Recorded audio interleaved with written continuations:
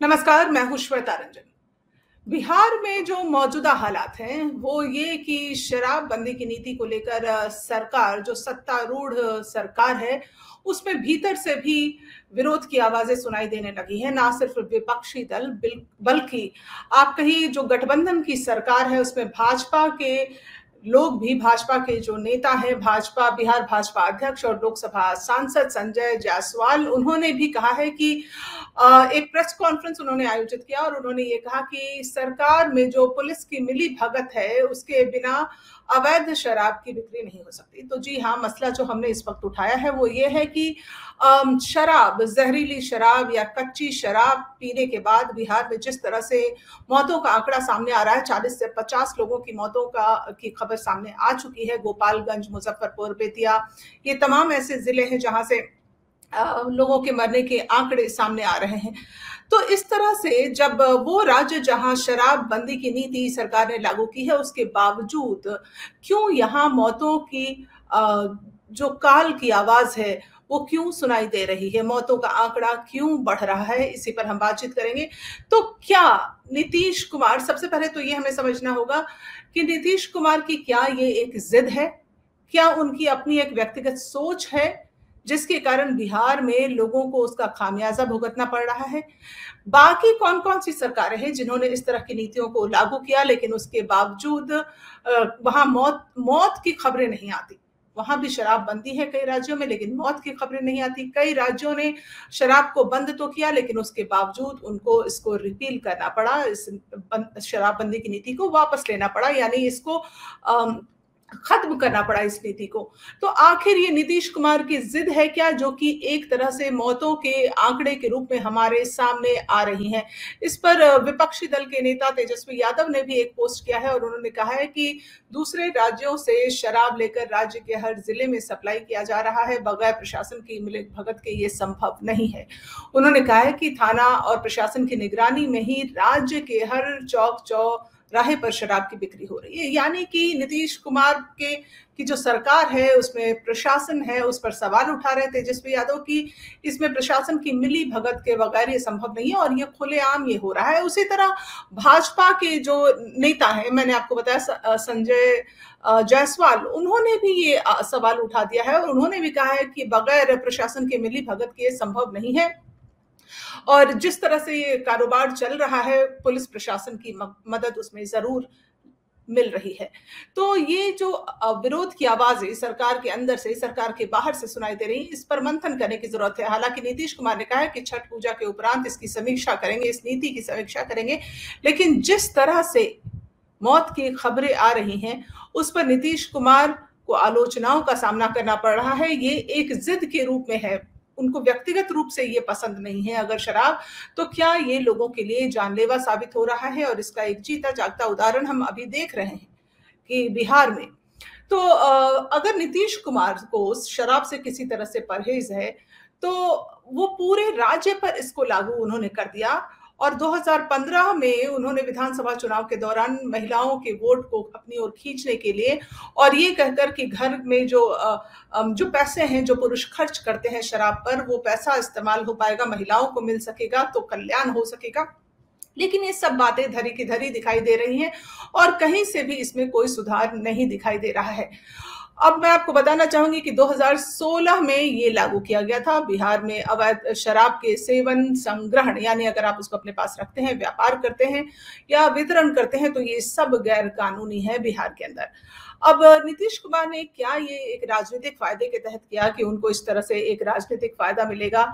5.5 साल गुजर चुके हैं, शराबबंदी लागू है, लेकिन शराब से जुड़ी जो खबरें हैं वो लगातार आती रहती हैं सामने, चाहे उसका बिक्री हो, चाहे उसकी तस्करी हो, चाहे लोग जिस तादाद में जेलों में बंद हैं। मैं आपको बताना चाहूंगी कि जहरीली शराब पीने की वजह से अभी जो आंकड़े हैं वो आप देखिए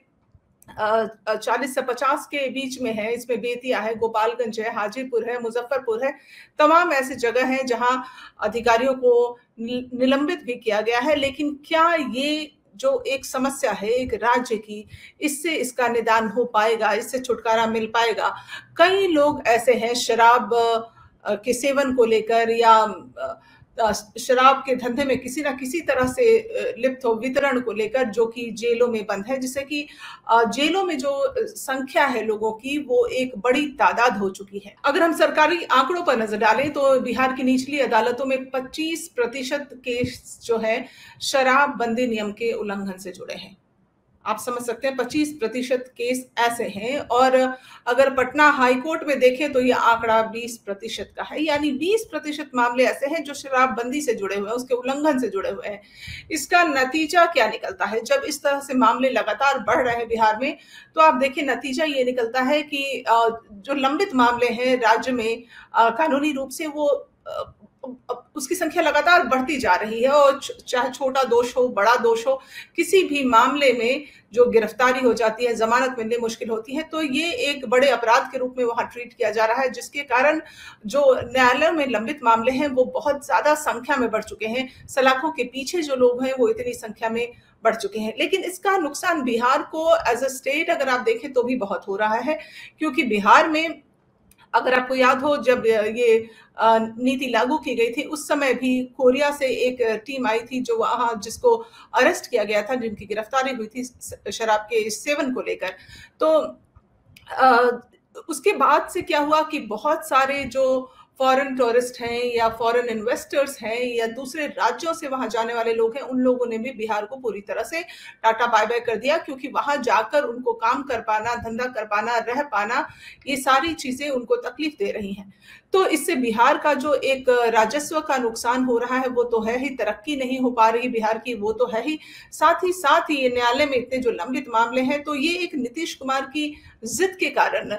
इसकी पूरी तरह से समीक्षा की जानी चाहिए कि क्या ये राज्य को नुकसान दे रहा है। मैं आपको बताना चाहूंगी कई ऐसे राज्य हैं जहां पर शराबबंदी के नियम जो हैं वो लागू हैं। जैसे कि आप देखिए जहां पूर्ण रूप से शराबबंदी लागू है वहां है गुजरात, नागालैंड, मणिपुर और मिजोरम। ये ड्राई स्टेट है, लेकिन यहाँ से जो कोई भी ऐसी खबरें नहीं आती कि भारी संख्या में शराब पीने से किसी की मौत हो गई है, किसी की मरने की खबर आ रही है। हालांकि इन राज्यों में भी मणिपुर, गुजरात, मिजोरम, नागालैंड, इन सब राज्यों में भी शराब पूरी तरह से इस पर पाबंदी है, बंद है। वैसे ही कई राज्य ऐसे हैं, जैसे हरियाणा में बंसीलाल सरकार ने नशाबंदी को लागू किया था, लेकिन उसको उन्हें वापस लेना पड़ा क्योंकि उससे राजस्व का भारी घाटा हो रहा था। अगर मैं बात करूं हरियाणा के अलावा आंध्र प्रदेश, तमिलनाडु, केरल, महाराष्ट्र, ऐसे कई राज्य हैं जहां शराबबंदी को लेकर नियम तो बनाए गए, लेकिन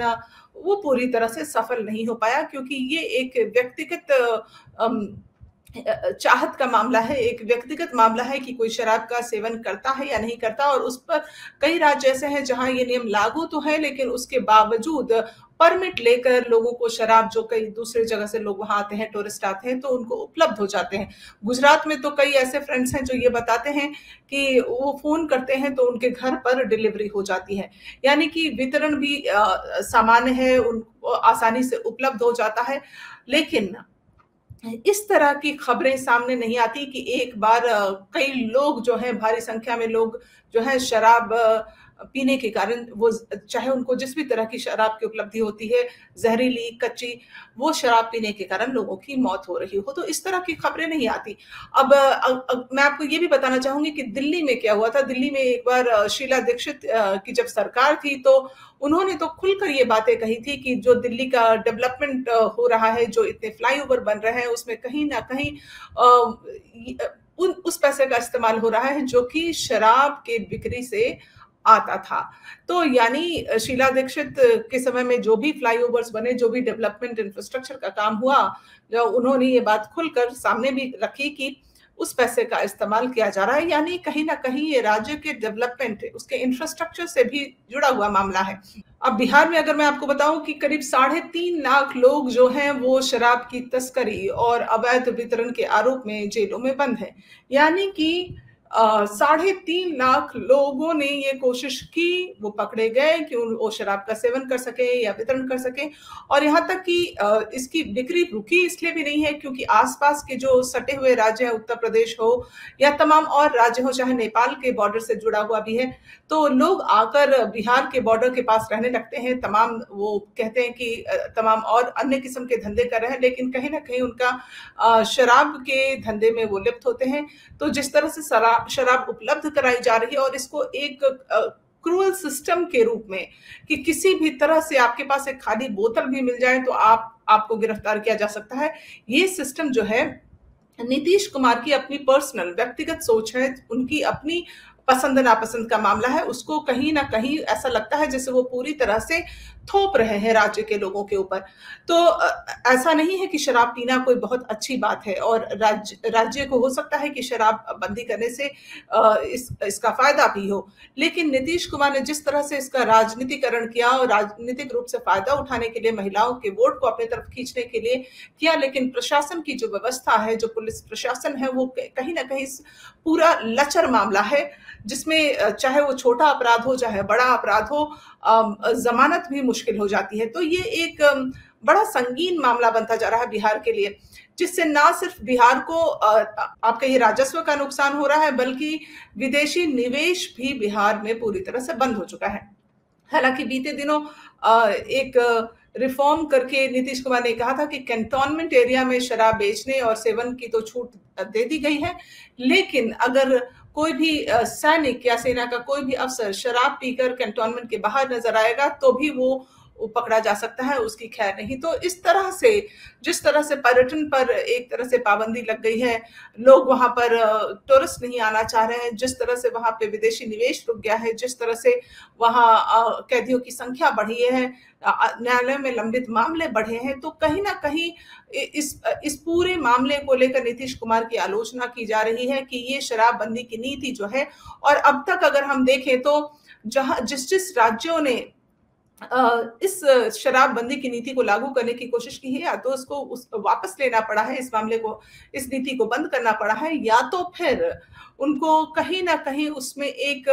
ऐसी परमिट की व्यवस्था करनी पड़ी है जिससे कि लोगों को जो सेवन करना चाहते हैं, जो बाहर से आने वाले लोग हैं, उनको ये उपलब्ध हो सके, ताकि आवाजाही पर एक तरह से राज्य में रोक ना लगे। और जो नीतीश कुमार ने सोचा था कि घर में पैसा रहेगा, कल्याण होगा, महिलाओं को ज्यादा पैसा मिल सकेगा, जो पुरुष खर्च करते हैं शराब पर, महिलाओं के लिए एक अच्छी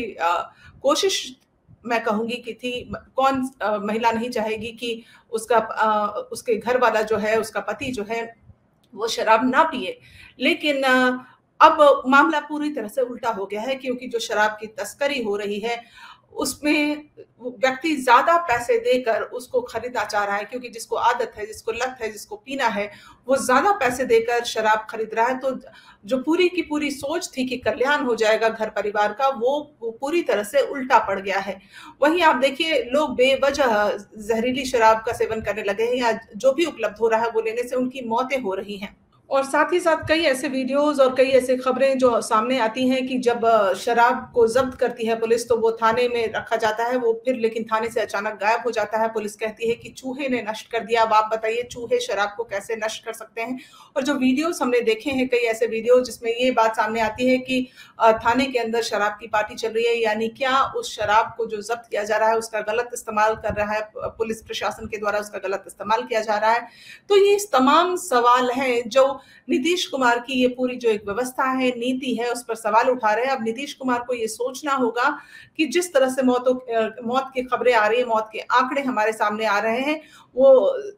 जो सरकार है, मौजूदा सरकार, इस पर समीक्षा करे, और ना सिर्फ समीक्षा करे, उसमें कोई लचरता जरूर लाए, उसमें कोई ऐसी व्यवस्था लाए जो कि लोगों को भी थोड़ा बहुत सूट करता हो।